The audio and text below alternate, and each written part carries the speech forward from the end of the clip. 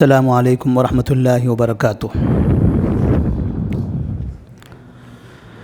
الحمد للہ رب العالمین والصلاة والسلام علی رسولہ الامین وعلی آلہ وصحبہ اجمعین ومن تبعہم بإحسان الی یوم الدین، اما بعد فاعوذ باللہ من الشیطان الرجیم، بسم اللہ الرحمن الرحیم۔ وَلَقَدْ ذَرَأْنَا لِجَهَنَّمَ كَثِيرًا مِنَ الْجِنِّ وَالْإِنسِ لَهُمْ قُلُوبٌ لَا يَفْقَهُونَ بِهَا وَلَهُمْ أَعْيُنٌ لَا يُبْصِرُونَ بِهَا وَلَهُمْ آذَانٌ لَا يَسْمَعُونَ بِهَا أُولَئِكَ كَالْأَنْعَامِ بَلْ هُمْ أَضَلُّ أُولَئِكَ هُمُ الْغَافِلُونَ۔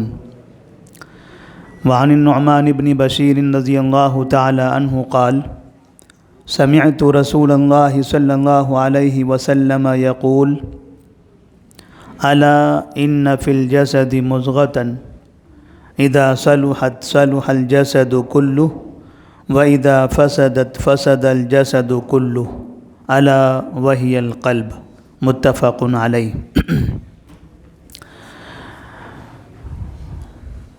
علماء کرام، مسجد کے ذمہ داران اور محترم سامعین، سفر میں آنے پر تاخیر کی وجہ سے پروگرام میں شاید کچھ تکلیف کا احساس ہو رہا ہوگا۔ کافی زیادہ انتظار کیا آپ لوگوں نے۔ اللہ سے دعا کرتے ہیں کہ اللہ تبارک و تعالی آپ کو اس کا بہترین بدلہ عطا فرمائے۔ تھوڑی سی جگہ میں حرکت کی بھی ضرورت ہے۔ جو لوگ ادھر ادھر تھوڑا سا بکھر کر بیٹھے ہوئے ہیں، ان سے ہم درخواست کرتے ہیں کہ تھوڑا سا نزدیک بھی آ جائیں، اور جیسے کہ ہمارے ناظم محترم نے اعلان بھی کیا کہ جو افراد باہر ہیں، مناسب ہے کہ وہ بجائے پردے کے پیچھے بیٹھنے کے پردے کے سامنے آ جائیں۔ تو جو دیوار کے پیچھے ہیں، آئینے کے پیچھے بیٹھے ہوئے ہیں، ان سے گزارش ہے کہ سامنے آگے کی جگہ میں یہاں پر جگہ خالی ہے، آپ یہاں آ کر بیٹھ جائیں تو بہتر ہوگا۔ نوجوانوں میں فکری تربیت سے متعلق ہمارا عنوان ہے۔ یہ فکری تربیت میں صرف نوجوانوں کی ہی ضرورت ہو یا نوجوانوں کی ہی فکری تربیت کی جائے، ایسا ضروری نہیں ہے۔ چھوٹے بچے ہوں، جوان ہوں یا بوڑھے ہوں، آج ان سب کی فکری تربیت کی ضرورت ہے۔ تربیت کسی بھی انسان کی اس کی موت تک ہوتی ہے، اس لیے کہ ہر انسان کو موت تک کے صحیح راستے پر چلنا ضروری ہے۔ تربیت کی کمی کی وجہ سے بعض مرتبہ بہت سے افراد زندگی کی جوانی نیک کام میں گزار دیتے ہیں، اور بڑھاپے کے قریب میں یا موت سے پہلے کے چند سال میں وہ غلط راستے پر چلے جاتے ہیں، اور جس کی وجہ سے ان کا خاتمہ برائی پر ہو جاتا ہے۔ اور نبی صلی اللہ علیہ وسلم فرماتے ہیں انما الاعمال بالخواتیم، اعمال کا دار و مدار خاتمے پر ہے۔ اس لیے ہم نے اپنے درمیان میں کئی لوگوں کو دیکھا ہوگا جو 4 سال پہلے 5 سال پہلے دین کا بہت کام کرتے تھے۔ لوگ کہتے ہیں فلاں شخص، فلاں تو بڑے متحمس تھے، بڑے اچھے داعی تھے، ہمیشہ نمازوں کی پابندی کرتے تھے، وہ عقیدہ توحید کی دعوت دیتے تھے، مگر آج نہ وہ مسجد میں نظر آ رہے ہیں، نہ آج وہ ہمیں دعوت دیتے ہوئے دکھائی دے رہے ہیں، نہ جس طرح سے ایسے پروگراموں میں جو حرکت ہوا کرتی تھی وہ حرکت ان کے اندر آج نظر آ رہی ہے۔ وجہ کیا ہے؟ ایک شخص ایک دور میں چند سال پہلے خیر کے کام کیا کرتا تھا، تو خیر کا کام کرنے والا اچانک خیر کے کاموں سے دور کیسے ہو گیا؟ جبکہ انسان ترقی کرتا ہے تو ترقی کرتے کرتے خیر میں بھی ترقی کرنا چاہیے تھا، اور زیادہ خیر کے کام میں اضافہ ہونا چاہیے، لیکن جب اچانک خیر کے کام سب کے سب بند کر دیتا ہے تو انہیں مسجد میں بھی تلاش کرنا پڑتا ہے، اس کا مطلب یہ ہے کہ ضرور وہاں تربیت میں کمی واقع ہو گئی۔ نبی کریم صلی اللہ علیہ وسلم کے بارے میں اللہ تبارک و تعالی فرماتے ہیں کہ اللہ تبارک و تعالی نے انہیں بہترین معلم بنا کر بھیجا ہے۔ لقد من اللہ علی المؤمنین اذ بعث فیہم رسولا من انفسہم یتلو علیہم آیاتہ ویزکیہم ویعلمہم الکتاب والحکمہ وإن كانوا من قبل لفی ضلال مبین۔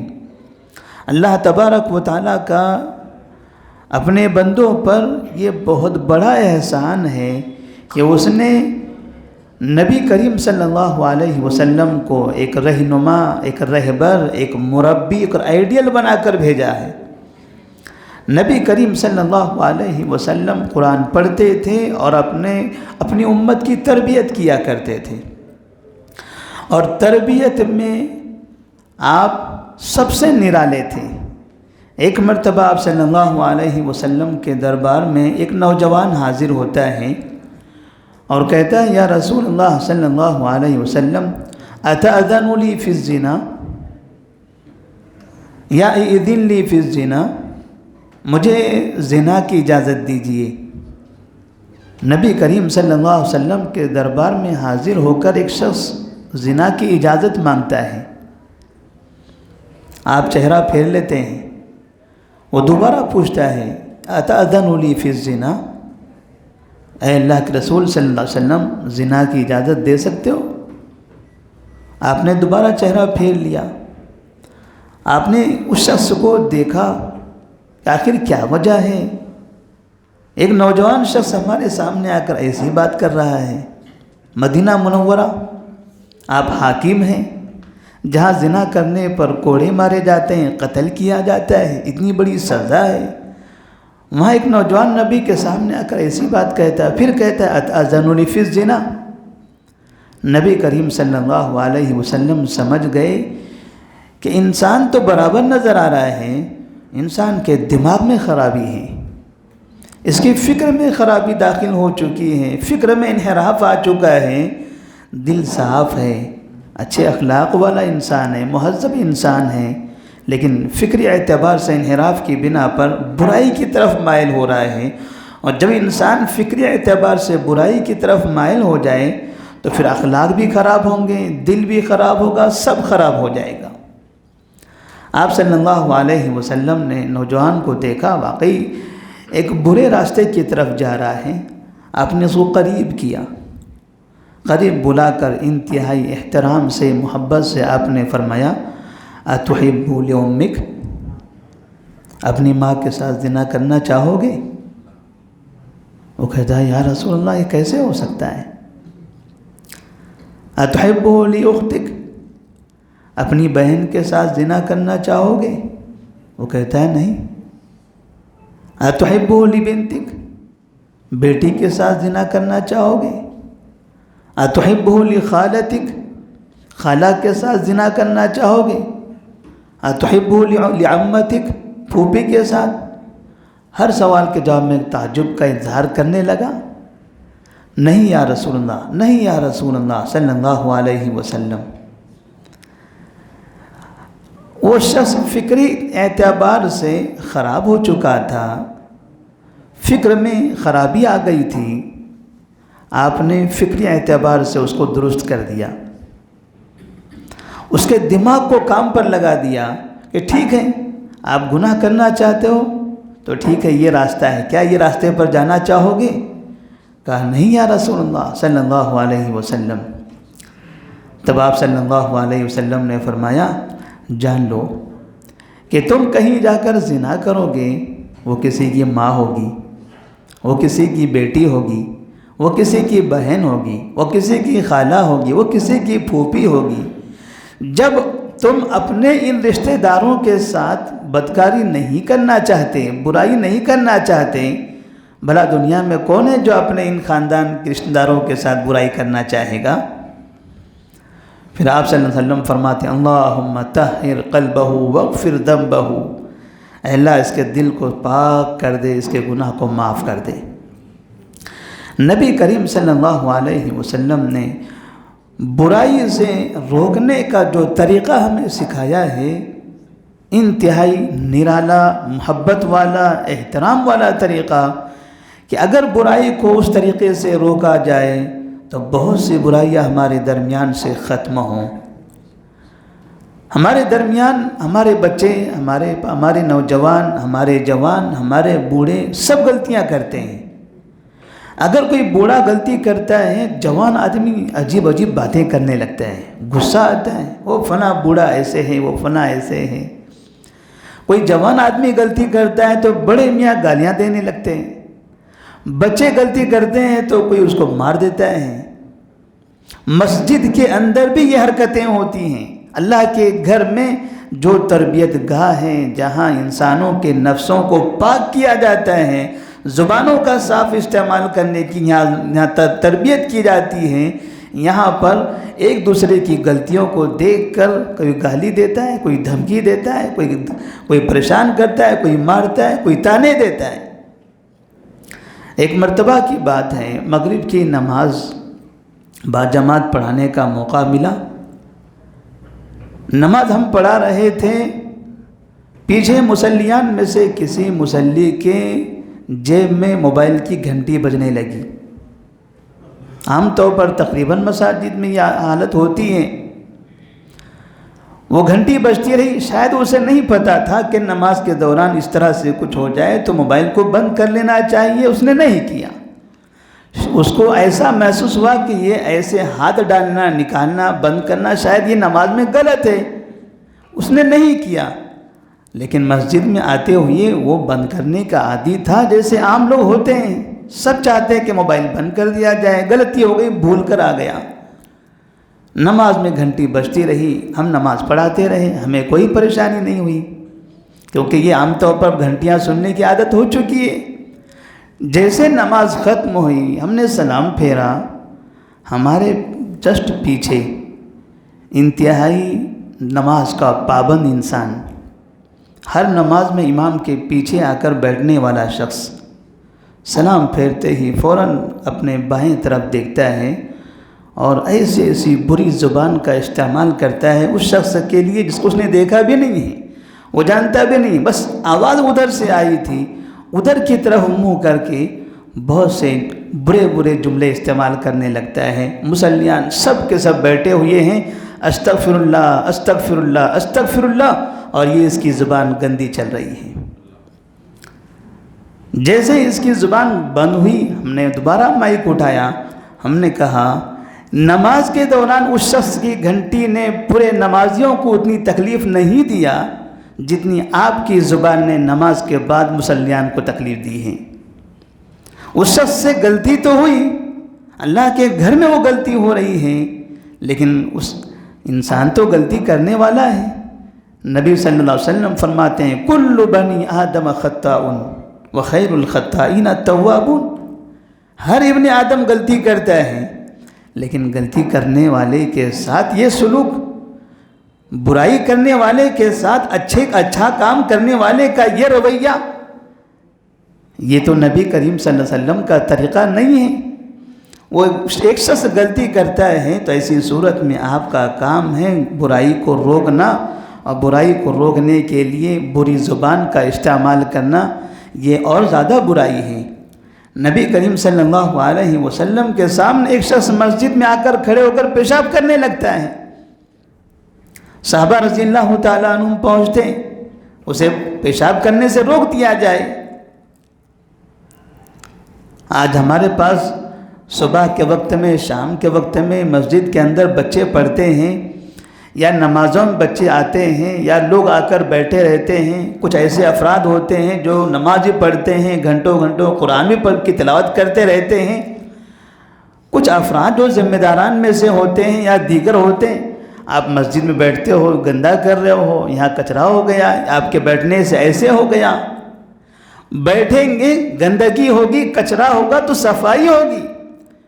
اگر آپ کو بیٹھنا بھی نہیں ہے، گندہ بھی نہیں ہونا ہے، تو لپیٹ کے رکھیے الماری میں، 10 سال تک اچھی رہے گا وہ۔ لوگ آ رہے ہیں، بیٹھتے ہیں، نماز پڑھتے ہیں، قرآن پڑھتے ہیں، یہی ہمارے لیے تو ضروری ہے۔ ایک انسان اس طرح سے کوئی غلطی کرتا ہے، اس سے کچھ غلطی ہو جاتی ہے تو ہم بد کلامی کرنے لگتے ہیں۔ نبی کریم صلی اللہ علیہ وسلم نے یہاں تربیت دی ہے کہ سب سے پہلا کام، بہتر کام یہ ہے، ہمارا دعویٰ ہے کہ ہم توحید پر قائم ہیں، اچھی بات ہے، یہ اللہ کا بہت بڑا احسان ہے۔ توحید کے ساتھ ساتھ ہمیں اچھی زبان کا استعمال کرنے کی بہت ضرورت ہے۔ کوئی بھی شخص ہو، کوئی شرک کر رہا ہے آپ کے سامنے، دنیا کا سب سے بڑا جرم ہے، لیکن آپ کی زبان اس کے لیے بھی میٹھی ہونا چاہیے۔ کوئی بدعتی ہے، اس کے لیے بھی میٹھی ہونا چاہیے۔ وہ غلط کر رہا ہے، میں بری زبان استعمال کر رہا ہوں تو وہ بھی برا، میں بھی برا، پھر کون کس کی برائی کو ختم کرے؟ پھر ہم دونوں کی تربیت کے لیے کسی تیسرے کی ضرورت ہے، میں اس کی تربیت نہیں کر سکتا۔ نبی کریم صلی اللہ علیہ وسلم فرماتے ہیں خالق الناس بخلق حسن، لوگوں کے ساتھ اچھے اخلاق سے پیش آؤ، اچھی زبان کا استعمال، یہ سب سے بہتر ہے۔ نبی کریم صلی اللہ علیہ وسلم کی دعوت کا محور اگر آپ دیکھیں گے، آپ صلی اللہ علیہ وسلم نے تقریباً مکہ میں 13 سال تک لوگوں کو شرک سے روکا۔ شرک دنیا کا سب سے بڑا گناہ ہے، ان شرک لظلم عظیم۔ جہاں شرک یہ عقیدے کی خرابی ہے، وہیں یہاں فکر کی بھی خرابی ہے۔ فکر میں، دماغ میں فتور کی وجہ سے انسان شرک کرتا ہے۔ کوئی آدمی یہ سمجھتا ہے کہ اللہ تبارک و تعالی وہ ہمیں کیا دینے والا ہے، یہ فنا بابا، یہ فنا پیر، یہ فنا ولی، یہ فنا مرشد، یہ درگاہ والے، یہ مزار والے، یہ جن کا انتقال ہو گیا، جو موجود ہیں، جو زندہ ہیں، جو مشہور ہیں، یہ ایسے لوگ ہیں جو ہمیں روزی دیتے ہیں، جو شفا دیتے ہیں، جو اولاد دیتے ہیں، جو سکون دیتے ہیں، جو تجارت میں برکت دیتے ہیں۔ یعنی اللہ تبارک و تعالیٰ کو چھوڑ کر جو حی ہیں، قیوم ہیں، کسی مردہ کو ساری چیز پر قادر مان لینا، یہ دماغ کی خرابی ہے، یہ انسان کی فکر کی خرابی ہے۔ وہ انسان عقل مند نہیں ہے۔ جیسے انسانوں میں کہا جاتا ہے اتنے بڑے انسان، اتنے بڑے لوگ ہیں، ایسے بڑے بڑے افراد ہیں، شرک کر رہے ہیں۔ بڑے ضرور ہیں، دماغی اعتبار سے پیدل ہیں۔ کیا کوئی انسان یہ کہہ سکتا ہے کہ میں انسان ہوں اور میرا خدا جانور ہے؟ اگر کوئی انسان یہ کہے میں انسان اور میرا خدا، کیا کوئی اپنے خدا کو جانور کہہ سکتا ہے؟ کیا کوئی جانور کو خدا مان سکتا ہے؟ اگر کوئی مان رہا ہے تو یہ دماغ کی خرابی ہے، فکر کی تربیت کی ضرورت ہے، اور قرآن نے اسی فکر کو بدلا ہے۔ اَيُشْرِكُونَ مَا لَا يَخْلُقُ شَيْئًا وَهُمْ يَخْلَقُونَ وَلَا يَسْتَطِيعُونَ لَهُمْ نَصْرًا وَلَا أَنفُسَهُمْ يَنْصُرُونَ وَإِن تَدْعُوهُمْ إِلَى الْهُدَى لَا يَسْمَعُوا وَتَرَاهُمْ يَنْظُرُونَ إِلَيْكَ وَهُمْ لَا يُبْصِرُونَ وَتَرَاهُمْ يَنْظُرُونَ إِلَيْكَ وَهُمْ لَا يُبْصِرُونَ۔ جو لوگ شرک کرتے ہیں اور کسی مجسمے کے سامنے جا کر کھڑے ہوتے ہیں، اللہ کہتے ہیں وَتَرَاهُمْ يَنْظُرُونَ إِلَيْكَ وَهُمْ لَا يُبْصِرُونَ، آپ کو لگے گا کہ وہ آپ کو دیکھ رہا ہے، اس کی آنکھیں کھلی ہوئی ہیں، وہ آپ کو دیکھ رہا ہے، حالانکہ وہ آپ کو نہیں دیکھ رہا ہے۔ اور یہ حقیقت ہے، یہ حقیقت ہے کہ کوئی چیز جو بنائی جاتی ہے اس کی آنکھیں کھلی ہوئی ہیں، ایسا لگ رہا ہے کہ وہ ہمیں دیکھ رہا ہے، حالانکہ وہ نہیں دیکھ رہا ہے۔ تو انسان کو بتایا گیا ہے کہ آپ خود تصور کر لیے، خود اپنے دماغ سے سوچئے کہ جو چیز جو آپ کو دیکھ نہیں سکتا وہ آپ کو دیکھ کیا سکتا ہے؟ جو آپ کو دیکھ نہیں سکتا وہ آپ کی پریشانی کو کیسے حل کر سکتا ہے؟ تو فکری برائیوں میں سب سے بڑی برائی یہ شرک ہے۔ اسی طرح سے نبی کریم صلی اللہ علیہ وسلم کے بارے میں بعض مرتبہ یہ کہا جاتا ہے کہ آپ صلی اللہ علیہ وسلم نے ساری باتیں نہیں بتائی، اسی لیے ہم کو اماموں کی ضرورت پیش آتی ہے۔ 1400 سال پہلے نبی کریم صلی اللہ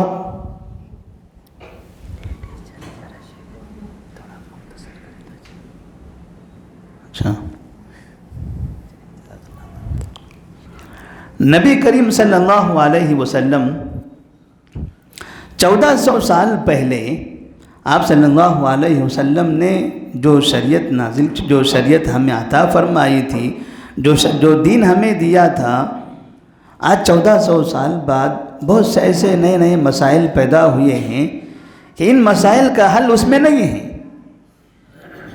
لوگ یہ سمجھتے ہیں کہ نبی نے دیا ہوا وہ ناقص ہے، لہٰذا ہمیں اب بہت سے مسائل اماموں سے اور دیگر لوگوں سے لینے کی ضرورت ہے۔ اس طرح سے شبہ، اس طرح کی فکر لوگوں کے درمیان عام کی جاتی ہیں اور نبی کریم صلی اللہ علیہ وسلم کی لائی ہوئی شریعت کو ناقص بتایا جاتا ہے۔ یہ کیسے ہو سکتا ہے کہ ایک امام، خاص طور پر جس امام کو بڑا امام مانا جاتا ہے، امام ابو حنیفہ رحمہ اللہ، امام ابو حنیفہ رحمہ اللہ کے انتقال کے اور نبی کے انتقال، ان دونوں کے درمیان تقریباً 150 سال کا فاصلہ ہے۔ یعنی اگر ہم یہ کہیں کہ نبی 1400 سال پہلے کے ہیں تو یہ کہا جا سکتا ہے کہ امام 1300 سال پہلے کے یا 1200 سال پہلے کے ہیں۔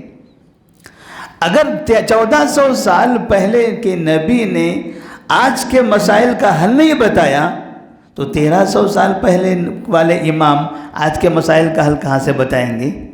کہ آج کے تمام مسائل 1300 سال پہلے آ چکے تھے کہ امام کو ساری باتیں معلوم ہو چکی تھی۔ اس طرح سے نوجوانوں کے اندر یہ غلط فکر پیدا کی جاتی ہے اور اس کی وجہ یہ بن رہی ہے کہ بہت سے مسلمان نبی کریم صلی اللہ علیہ وسلم کی سنت سے دور بھاگ رہے ہیں۔ نبی سے محبت کرتے ہو؟ کہتے ہیں ہاں۔ کیا کرتے ہو؟ نبی پر درود پڑھتے ہیں۔ نبی کی سنت پر عمل کرتے ہو؟ نماز پڑھتے ہو نبی کی سنت کے مطابق؟ نماز ایسے پڑھتے ہیں جیسے ہمارے امام نے بتایا ہے، روزہ ایسے رکھتے ہیں جیسے ہمارے امام نے بتایا ہے، نبی پر ہم درود پڑھتے ہیں، نبی کے لیے دعا کرتے ہیں، نبی کے لیے نعت پڑھتے ہیں، مگر طریقہ ہمارے پاس وہ ہے جو ہمارے اماموں کا ہے، اور اس کی وجہ سے آج ہماری امت کے اکثر لوگ گمراہ ہو رہے ہیں۔ اللہ تبارک و تعالیٰ قرآن مجید میں فرماتے ہیں لَقَدْ كَانَ لَكُمْ فِي رَسُولِ اللَّهِ أُسْوَةٌ حَسَنَةٌ، اللہ تبارک و تعالیٰ نے تمہارے لیے نبی کریم صلی اللہ علیہ وسلم کو، آپ کی زندگی کو نمونہ بنایا ہے۔ اسی طرح سے ہم توحید کی دعوت دیتے ہیں۔ بعض مرتبہ لوگ کہتے ہیں توحید، ہمیشہ توحید کہتے رہتے ہو، ہمیشہ توحید ہی کی بات کرتے ہو، خطبہ ہے توحید پر، درس ہے توحید پر، آپ باہر نکل رہے ہیں تب بھی توحید کی بات کرتے، کچھ دوسرا تو سناؤ۔ کب تک کہ توحید کی باتیں کرتے رہو گے؟ توحید کے علاوہ بھی کچھ آتا ہے۔ لوگوں کو یہ لگتا ہے کہ شاید توحید بہت زیادہ ہوگی، اب توحید کی ضرورت نہیں ہے، توحید کے علاوہ کسی اور میدان میں کام کرنے کی ضرورت ہے، جبکہ دیکھا جائے تو مسلم معاشرے میں شرک بے انتہا پھیلا ہوا ہے۔ توحید کی آج جتنی زیادہ دعوت کی ضرورت ہے کہ اگر آدمی تقریباً اہل حدیث یا تقریباً علماء اگر توحید کی دعوت دیتے رہیں، اس میدان میں کام کرتے رہیں، تب بھی ناکافی ہے۔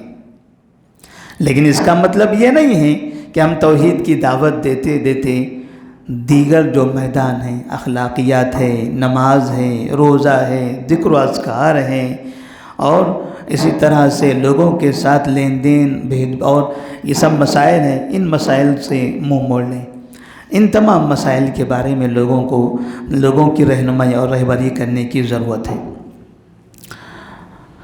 سمجھ میں نہیں آ رہا ہے کہ کس طرح سے ابھی پوری تفصیل بتائی جائے۔ موضوع تو ہمارے پاس بہت تھا، تاخیر ہو گئی، ہمارے ناظم صاحب کہہ رہے ہیں کہ بات کو مختصر کیا جائے، تو کتنا وقت ہونا چاہیے کم سے کم؟ اور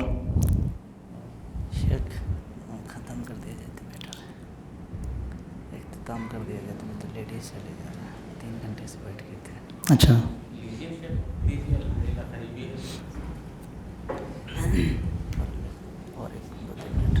جی سر.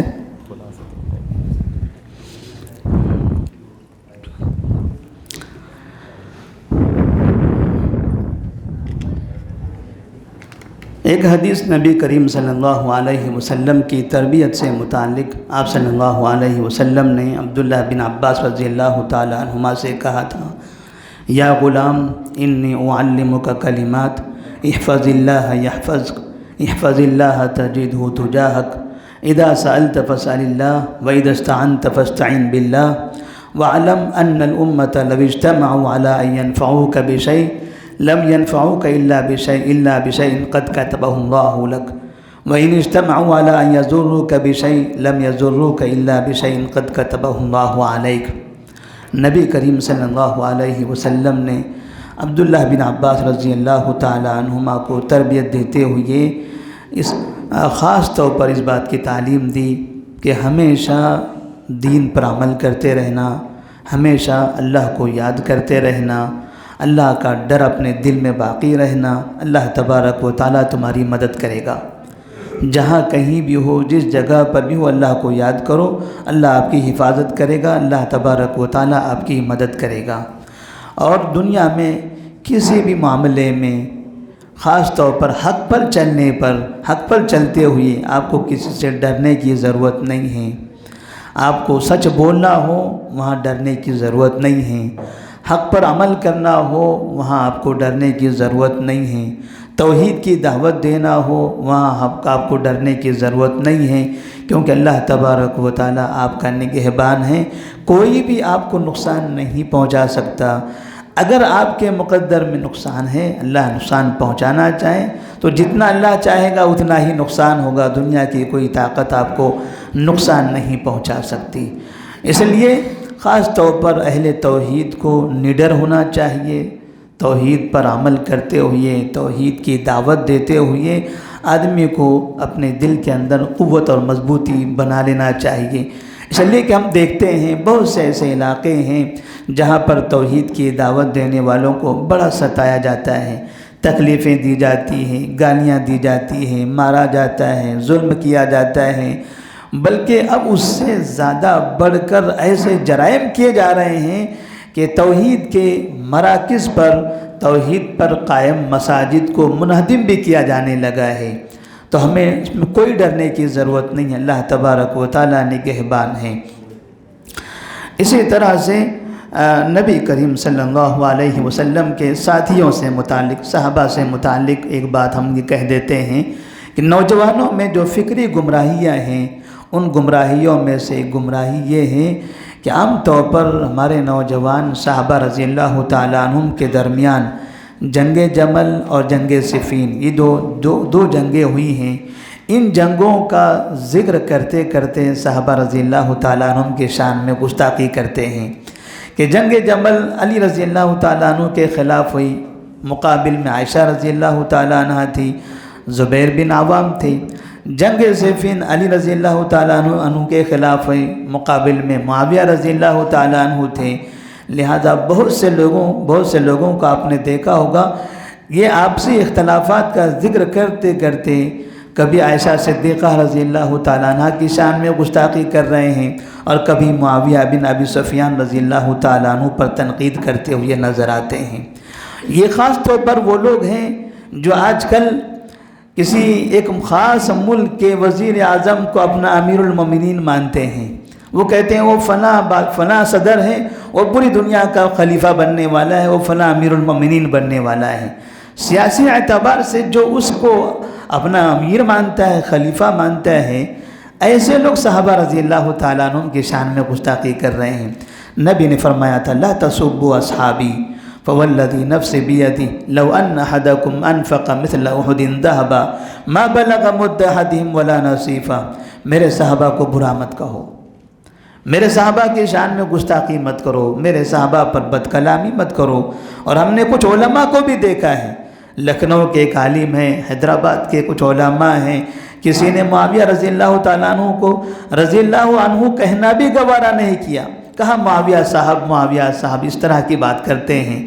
کچھ ایسے افراد بھی جو معاویہ رضی اللہ تعالیٰ عنہ کو ظالم بھی کہتے ہیں اور ایسے لوگوں کے پیچھے ہمارے بہت سے نوجوان جا رہے ہیں اور بار بار سوال کرتے ہیں وہ صحابی تھے کیا؟ معاویہ صحابی تھے؟ لوگ اس طرح سے سوالات کرتے رہتے ہیں۔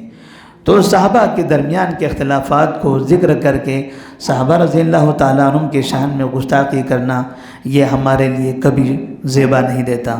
تو اپنی زبانوں کی حفاظت کریں، صحابہ کی شان میں گستاخی کرنے سے بچیں۔ اللہ نے فرمایا رضی اللہ عنہم ورضوا عنہ، چاہے وہ ابوبکر صدیق رضی اللہ تعالیٰ عنہ ہوں جو سب سے پہلے عظیم صحابی جو نبی کے بعد جن کا درجہ سب سے افضل ہے، یا صحابہ میں سب سے کم تر کوئی صحابی یا سب سے چھوٹے کوئی صحابی ہوں، یا جن کی کوئی حدیث ہو یا حدیث نہ ہو، مروی نہ ہو، کوئی بھی صحابی ہو، اتنا معلوم ہے کہ وہ نبی کی زندگی میں رہے، نبی کے ساتھ رہے۔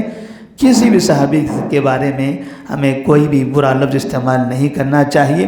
اللہ سے دعا کہ اللہ تبارک و تعالی ہمیں اپنی زبانوں کی حفاظت کرنے کی توفیق عطا فرمائے، ہماری فکروں کی حفاظت فرمائے، اللہ ہمیں صحیح سوچ عطا فرمائے، صحیح سمجھ عطا فرمائے، صحیح راستے پر چلنے کی توفیق عطا فرمائے، ہمیشہ توحید پر باقی رہنے اور توحید کی دعوت دینے کی توفیق عطا فرمائے، بدعات سے، خرافات سے، شر سے، فتن سے ہم سب کو محفوظ رکھے۔ والسلام علیکم ورحمۃ اللہ وبرکاتہ۔